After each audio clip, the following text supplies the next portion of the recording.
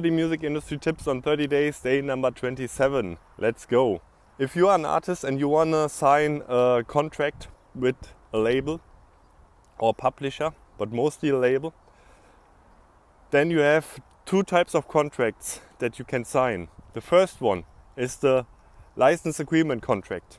The second one is the tape transfer contract. The license agreement contract means normally you have a contract with the label for, let's say, 3 albums or 5 years, which means you are mandatory to fulfill this contract. I mean, you are always mandatory to fulfill this contract, but you are depending on a time frame. Normally you don't release 3 types of albums during 6 months. Doesn't make sense. So I would say normally in a license agreement contract with the label, you are there at least 1 year. The tape transfer contract, in my opinion, for independent artists who want to try out the help of a label, that makes much more sense, because this is kind of a tryout contract. You have a contract only for the next release.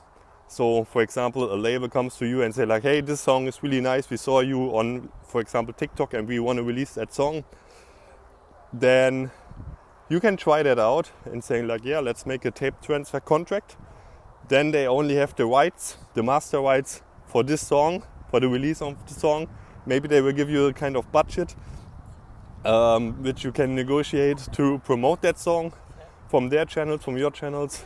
And then you can try out if this type of label contract or this type of label environment is good for you, or if you don't see any added value and you think like, yeah, if I would had released that as an independent artist, would make more sense for me, so I stay independent. Then it's up to you.